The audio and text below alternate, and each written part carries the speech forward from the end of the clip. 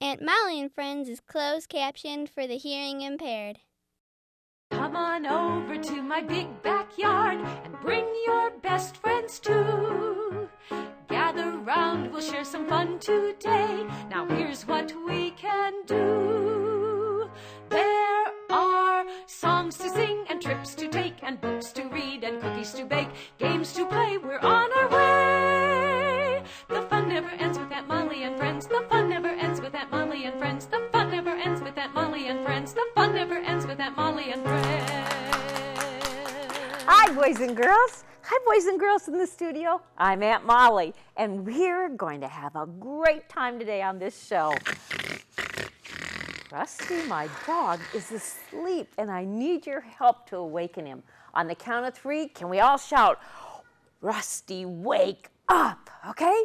1, 2, 3. Rusty, wake up! I think he's been to snoring school, and he's doing way more than he needs to. Let's try it again to see if we can wake him. 1, 2, 3. Rusty, wake up! Whoa! Thank you for joining us today. Hi, Aunt Molly. Hi, Rusty.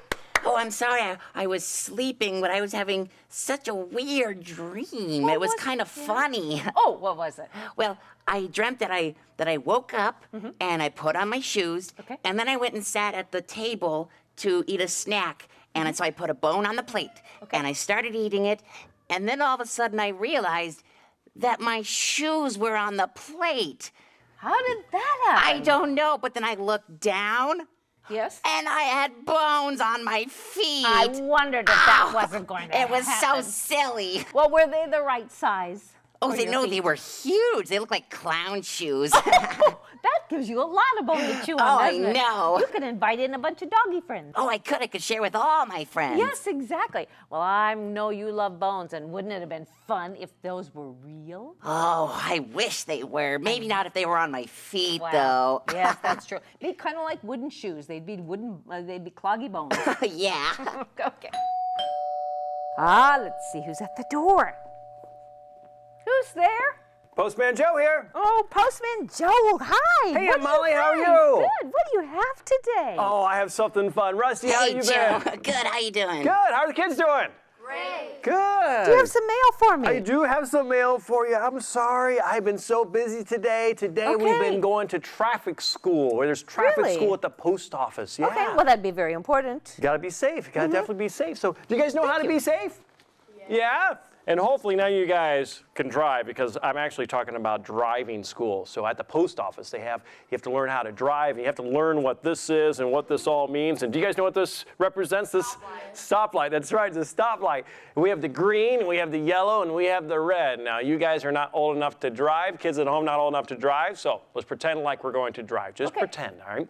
So everyone put on your seat belts. Everyone go like this. Go. Awesome, excellent. Put your hand on the steering wheel. Go. Cha-ching, cha-ching. And let's drive. First, it turns green. Everyone go. Bzzz, make that noise. Bzzz, nice, nice. Very nice, Lacey. Awesome. Bzzz. Okay, it turns yellow. Everyone, what does that mean? Slow down. Good job. Everyone slow down. Go. Nice, nice. And then it turns red. What does that mean? Stop. Nice. Good job. All right, turns green. What do we do? Go. Go a little faster. Don't go over speed limit. That's bad. It turns yellow. What's that mean? Slow down. Turns red. What's that mean? Stop. Nice. Very good. Now we know our stoplight. Now we have to remember what the order is, okay? So these are kind of like light bulbs in the stoplight. So we have green, yellow, and red. Who wants to hold on to the red light bulb? Be careful, it's very hot. Here we go, Tasha, you got it? Excellent, matches your shirt. Very good. So you have the red one. What's the red one mean? Stop. Stop, excellent. What's this one mean? Slow down. Okay, I'll slow down. There you go. Awesome, Braylon. What's this one mean? Go. Catch it. Awesome, Zoe. Perfect. So what do we put in there first? The first one we have to put in is what? Green. The green. Green. Throw it right here. That means go. Excellent. Put that in there. What's next? The next one is yellow. All right. Whoa. Slow down. Slow down. Awesome. Very good. And what's the next one? Red, which means? Stop. Excellent. So now we got this right. We have the red, the green, and we have the yellow, and we have the red, and that's perfect. That's exactly the way. What Hang on. happened? Okay. So, Okay, somehow I messed this up. Okay, Rusty, did I do something wrong here? Well, they're out of order. Okay, they are out of order. Okay, it's supposed to be the green, the yellow, and the... Okay, let's try this again. I'm sorry about that, guys. I messed something up here. All right, what's the first one thing that goes down there? It goes what? What's the first light bulb? Green, that means what? Go. Excellent. What's the next one? Slow down. Slow down, that's the yellow one. What's next? Stop. Excellent. We put those in there. We have green, yellow, and red, and that's... This is kind of weird. All right, hang on a second here. You know what I could do? Maybe we could do this without the tube, all right? So we can see exactly what happens here, all right? That's a good idea. So here we go. All right, so we have what goes in first? Green. Green. That means what? Go. Go. Watch. I'll make it go real slow. Whoa, it's nice. Excellent. What's next? Slow down. Slow down. Yellow. Last color is red. That you know what's going to happen? I'm going to put it there. As soon as I cover it with the tube, what's going to happen is the red one's going to jump back down to the bottom. This red ball is the problem, all right? So you hold on to that. That thing's a little troublemaker. We should put it in timeout. Maybe Yes. not timeout. That might be a bit extreme. But I do think that red ball is a jokester. So we have, for the red ball, we have a jokester box. So what we're going to do is we're going to take the red ball. We're going to drop them inside there. Here we go. Everyone say the magic words. Say, Postman Presto. Postman Presto. Wave your fingers like this. Everyone say, go. Go. Perfect. Nice job. That makes it go. Not only does it go, but it flies through the air and... Do you think it appeared right there, the red ball right there? No. Let's check it out. Let's check it out. Oh, that's good. That's good. All right, that was really good. If the yellow one's on there, would that be awesome? Yeah. Green, then yellow. Let's see if that's it. That's Oh, good. That's good. good. If the red one's on top, I think we should clap really loud. Let's see how you did. Nice. Awesome job, guys. Very good. I can tell timeout and jokester boxes are good things. Timeout jokester box is a good thing. But this is really important to be safe. You know, the mailman, the mail lady have to be safe, and you guys have to be safe too. So you might not pay attention to something like this since you're not driving, but what does it mean when you see an orange hand? You're about ready to walk across the street, and you see an orange hand. That means stop, right? It means don't walk, right? And then the other one is you'll see like a white stick figure, and it looks like they're walking. Of course, that means you should walk. And sometimes they've even seen them where it will be a tall person and a medium-sized person. And that means you probably should hold on to your mom and dad's hand before you cross the road. And I think that's kind of important regardless. Make sure you hold on to adults' hand when you're crossing. So if you guys are safe and the postmen are safe and the post ladies are safe, I think it'll be a safer place. So you guys have a wonderful day. So thanks again, Aunt Molly. Thank you, Joe. Thank you so much, Joe. Yes. You're come back welcome. again. We'll see you next time. Okay. See you around, Joe. And we'll be right back. The fun never ends with Aunt Molly and friends.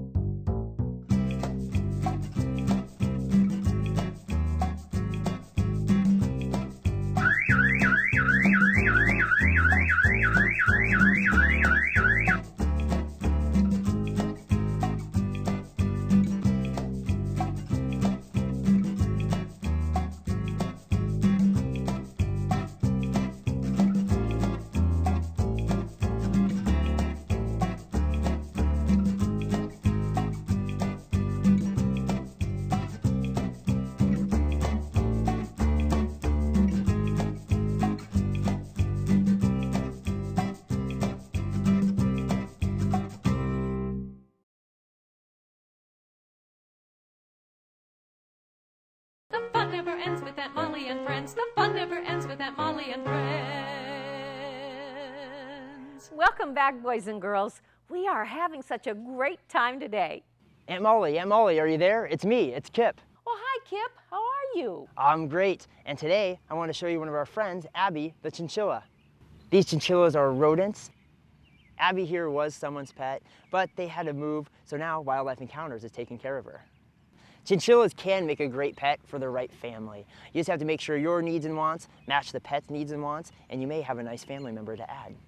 Do they have a thick fur coat? Yes, they have an extremely thick fur coat, but it's also extremely dense. They have one of the densest furs of any land mammal in the entire world. Where we have about 1 hair for every follicle, they have about 60 to 80 hairs per every follicle. So they have about 60 to 80 times the dense hair than us people. You may have heard that chinchillas have been used for their soft fur for coats. It could take up to 100 of these to make one single coat, so they were almost hunted out to extinction. But with conservation programs, they're releasing these back into the wild, and hopefully we'll see more chinchillas be able to be successful. Do the kids have any questions? Where do they come from?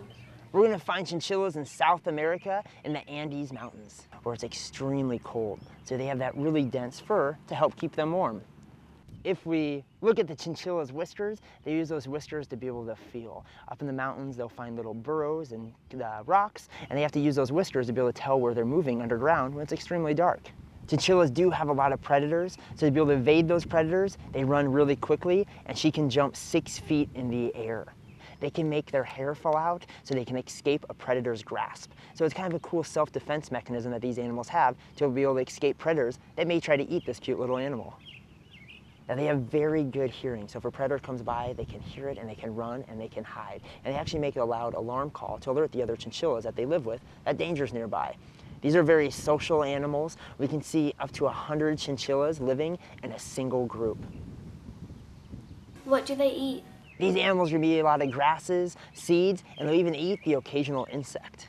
How do they keep themselves clean? These animals keep themselves clean by rolling around in dust.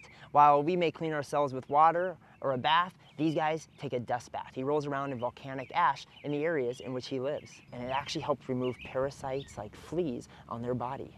With chinchilla's dense hair, they should not get wet. They can't dry, so it can actually cause a lot of problems for chinchillas if they're ever caught out in the rain.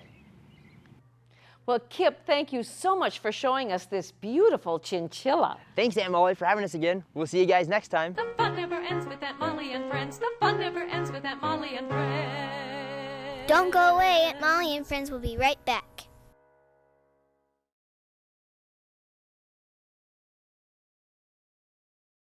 The fun never ends with Aunt Molly and friends. The fun never ends with Aunt Molly and friends.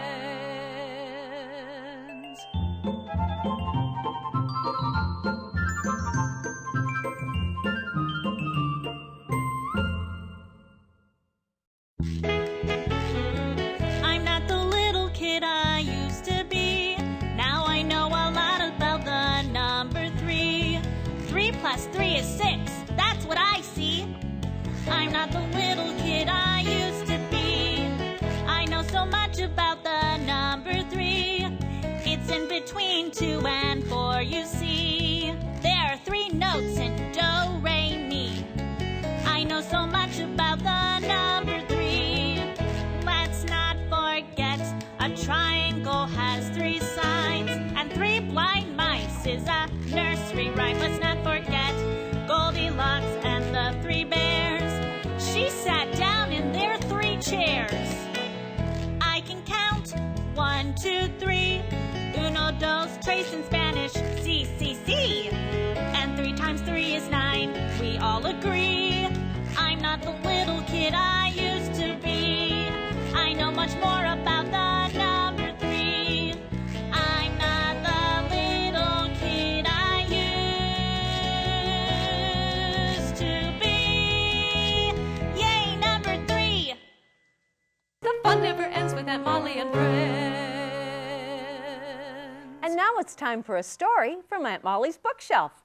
This one's called My Mouth is a Volcano by Julia Cook. My name is Lewis. People say I erupt a lot. I don't think I do. I have a lot to say, and all my words are very important to me. When other people talk, words just pop into my head, and then they slide down onto my tongue. My tummy starts to rumble, then it starts to grumble. My words begin to wiggle, and then they do the jiggle. My tongue pushes all of my important words up against my teeth, and then I erupt. Words just explode out of my mouth. My mouth is a volcano. In class, my teacher says when we want to say something, we are supposed to look at her, raise our hand, and wait until she calls on us. I tried that. After I waited patiently, which seemed like 62 years, my important words slid down from my head onto my tongue. My teacher was less than pleased. She erupted me right back. I know what you're saying is very important to you, Lewis, but since it's not an emergency, you have to wait until I call on you. It was my volcano's fault. During dinner, my mom and dad were talking about paying bills. Then I thought about my friend Bill. Bill can blow a bubble inside of a bubble when you choose 2 pieces of bubble gum. Now that is really important. My important words about Bill slid down from my head and onto my tongue. Hey Mom, Bill can blow a bubble in a bubble with his gum. Lewis, you interrupted again. If somebody else is talking and you don't have an emergency, you have to wait for your turn. But Mom, my words, they slide down from my head onto my tongue. Then my tummy starts to rumble. Lewis, you did it again. I got sent to my room. She said I was rude. It was my volcano's fault. The next day at school, it was my very important day. I had been waiting for about 126 weeks to be the student star of my class. This was my special moment. I got to share a poster with my class that had pictures of all my favorite things. I stood up in front of my class and began to tell them about the time I went fishing. Halfway through my story, Richard started to tell everyone about when he went deep sea fishing in Mexico. His story must have been better than mine, because everyone started to look at him. He was stealing my important words. Richard, you just interrupted Lewis. Please wait until he's finished talking. Then he might call on you. I can't believe how rude that was, Richard. He interrupted me. That really made me angry. After talking about my fishing trip, I started to explain the x-ray of my broken arm. Just as I was getting to the good part, Courtney started to tell the class about when she broke her leg. Courtney, you just interrupted Lewis. Please wait until he's done talking and he might call on you. I can't believe how rude that was of Courtney. She started talking right during my 15 minutes of fame. She ruined my important words. She almost stole my moment. When I got home, I told my mom about rude Richard and rude Courtney. Now you know how we feel when you interrupt us. I never thought about that. I just get so excited, and my words, they just pop into my head. Then they slide down onto my tongue. My tummy starts to rumble, then it starts to grumble. My words begin to wiggle, and then they do the jiggle. Then my tongue pushes all of my important words up against my teeth, and I erupt. Words just explode out of my mouth. My mouth is a volcano. Maybe Richard and Courtney have volcanoes in their mouths too. I never thought about that. Well, son, the next time your important words are pushed into your teeth by your tongue, bite down hard and don't let them out. Then take a deep breath and push your words out through your nose. Then when it's your turn to talk, take a deep breath and breathe them back into your mouth. Will that work? Only if you make it work. That night at the dinner table, my sister Sylvia was in the middle of one of her long girl stories when my important words began to slide down from my head and my volcano started to do its thing. Just as my tongue started to push my words out through my teeth, I bit down really hard. Then I breathed my words out through my nose. As soon as my sister finished talking, I took a deep breath and back in went the words. I was amazed that they just hung around outside my mouth and didn't float away. Then I told my story, and nobody got mad at me for erupting. After that, I never erupted again. Well, except for the time Bill's bubblegum got stuck in my hair. But that was a real emergency. Don't go away. Aunt Molly and friends will be right back.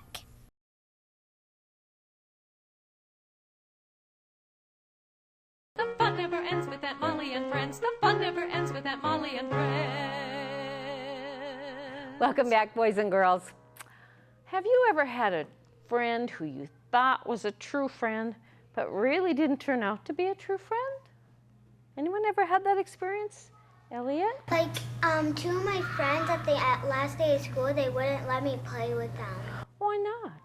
Because I was just sitting on my lonely bench. Yes. And then I saw what they were doing, and I thought I would join. But I said, can I join? But they wouldn't let me. Oh, I'm sorry that happened to you. That didn't make you feel very good, did it? But I found my other friends, but they let me play. Oh, good.